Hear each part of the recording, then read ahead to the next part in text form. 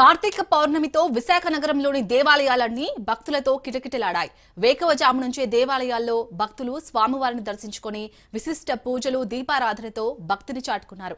ఆలయాల్లో భక్తులకు కల్పించిన సౌకర్యాలు తదితర అంశాలపై విశ్వేశ్వర ఆలయం ప్రధాన అర్చకుడు, ఎగ్జిక్యూటివ్ ఆఫీసర్తో మా ఉత్తరాంధ్ర జిల్లాల regional coordinator Nandakumar face to face.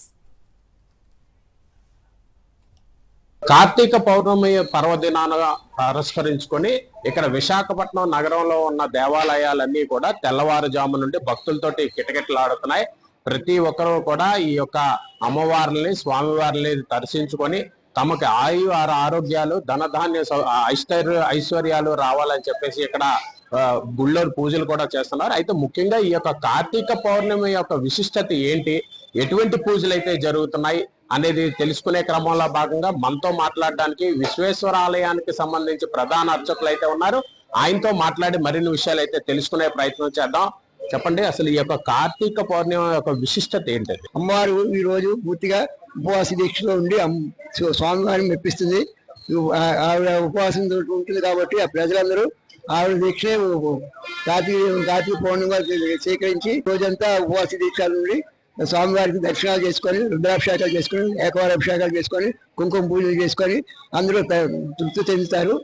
సాయంత్రం అందరూ స్వయం పాకాలు, దీపదానాలు, శాలిగ్రామ దానాలు ఇస్తారు. స్వామివారిని మెప్పించడం కోసం దీక్షాపరులై ఉంటారు అందరూ ఈ రోజు భక్తులందరూ. ముఖ్యంగా ఈ దేవాలయంలో ఎటువంటి విశిష్ట పూజలు జరుగుతాయండి? కార్తీక పౌర్ణమి కదా, ఉదయం నుండి భక్తులు కూడా చాలా మంది వస్తున్నారు, ఇక్కడ దీపారాధన అవి చేస్తున్నారు కాబట్టి ముఖ్యంగా ఇక్కడ పూజలు ఎటువంటి విశిష్ట పూజలు జరుగుతాయండి ఉదయం నుండి సాయంకాలం వరకు? కార్తీక మాసం అంటే ఎక్కువ శివుడికి సంబంధించిన విశేషం అండి. శివాలయాలు ఎక్కువ భక్తులు ఉంటారు. వాళ్ళు దీపారాధన చేసుకోవడం, లక్షోత్సవం చేసుకోవడం, తర్వాత దీపారాధన చేసుకోవడం, తర్వాత గుమ్మిడి పండు, దాని తర్వాత ధాన్యాలు ఇవన్నీ సమర్పించుకోవడం చేస్తారు. కుంకుమ పూజలు కూడా ఏర్పాటు చేసుకుంటారు. వారి తృప్తిగా సాయంత్రం భోజనాలు చేసుకుంటారు. సాయం సంధ్య వేళ ఎటువంటి దీపారాధన అటువంటివి ఏమైనా కార్యక్రమాలు ఉన్నాయండి? సాయంత్రం దీపారాధన అంటే మాకు నిత్యం దీపారాధన ఆకాశ దీపం ఉంటుందండి. సాయంత్రం 6 గంటలకి వెలిగిస్తాం శివాలయాన్ని. ప్రతి శివాలయంలో కార్తీక దీపాన్ని వెలిగిస్తారు. తర్వాత లక్షోత్సవం కూడా చేసుకుంటారు అందరూ. ముఖ్యంగా ఇక్కడ ఈవో గారు కూడా ఉన్నారు, ఆయనతో మాట్లాడదాం. ముఖ్యంగా ఇప్పుడు మార్నింగ్ నుంచి కూడా భక్తుల యొక్క తాకిడి చాలా అధికంగా ఉంది ఈ దేవాలయానికి. అయితే ఎటువంటి సౌకర్యాలు చేస్తున్నారంటే భక్తుల నిమిత్తం? 2022 నుంచి ప్రారంభం కాబడినది. అప్పటి నుంచి కూడా శ్రీ స్వామివారి దర్శనంతో సోమవారం పూట అధిక సంఖ్యలో కూడా భక్తులు వస్తున్నారండి. అలాగే ఈ రోజు కార్తీక మాసం పర్వదిన సందర్భంగా కూడా ఉదయం 5 గంటల నుంచి కూడా ప్రత్యేకాభిషేకాలు ఈ కార్యక్రమం జరిగింది. అలాగే దర్శనాలు కూడా జరుగుతున్నాయండి. అలాగే ఈ దేవాలయంలో భక్తులకు ఎటువంటి అవసరాలు ఉంటే క్యూ లైన్లు ఏర్పాటు చేయండి. అలాగే వృద్ధులు కానివ్వండి, చిన్నపిల్లల కానీ వచ్చిన వాళ్ళకి కూడా ప్రత్యేకంగా వాళ్ళని దర్శనం పంపించడం, త్వరగా వెళ్ళే విధంగా ఏర్పాటు చేయడం. అలాగే వాలంటీర్స్ అవనండి, మిగతా సిబ్బంది అవనండి, మా సిబ్బంది అవనండి, ఎప్పటికప్పుడు కూడా భక్తులకు తగు సూచనలు మా అధికారుల ఆదేశం ప్రకారం ఇవ్వడం జరుగుతుంది.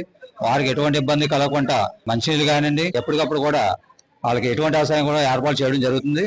అలాగే ఈ మెడికల్ క్యాంప్ కూడా ఈ రోజుని ఏర్పాటు చేయడం ఉంది.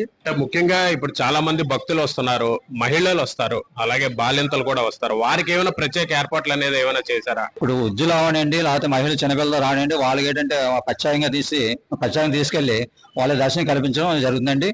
మేము కూడా ఎప్పటికప్పుడు సిబ్బంది సహకారంతో అవనండి, మామూలుగా ఇక్కడ సేవకులతో అవనండి, ఎప్పటికప్పుడు కూడా దర్శనాలు వేగవంతంగా చేసి పంపించడం జరుగుతుందండి. ముఖ్యంగా చూసుకుంటే ఏదైతే ఈ దేవాలయాలకి సంబంధించి అన్ని రకాలుగా ఏర్పాట్లు చేశారు, అలాగే కార్తీక పౌర్ణమి పర్వదినాన పురస్కరించుకొని ఇక్కడ ప్రత్యేక విశిష్ట పూజలు కూడా చేస్తున్నామని చెప్పి అర్చకులు అయితే చెప్తున్నారు. అలాగే వచ్చే భక్తులందరికీ కూడా మౌలిక సదుపాయాల కల్పనలో ఉదయం నుండి తమ సిబ్బంది అలాగే వాలంటీర్ల యొక్క సహకారంతో త్వరగా ఈ యొక్క దర్శనాలు అయ్యే విధంగా కూడా చూస్తున్నారు. అలాగే మండపంలోని ఈ యొక్క భక్తుల నిమిత్తం అన్ని రకాల ఏర్పాట్లు, ముఖ్యంగా తాగునీరు, అలాగే బాలింతలు ఎవరైతే వస్తున్నారో వాళ్ళకి కొంత పాలు, నీళ్లు ఇటువంటివి కూడా ఈ మండపంలో ఏర్పాటు చేస్తున్నట్టుగా ఇక్కడ ఈవో కూడా తెలియజేస్తున్నారు. కెమెరా పర్సన్ సుధీర్ తో నందకుమార్, రాజ్ న్యూస్, వైజాగ్.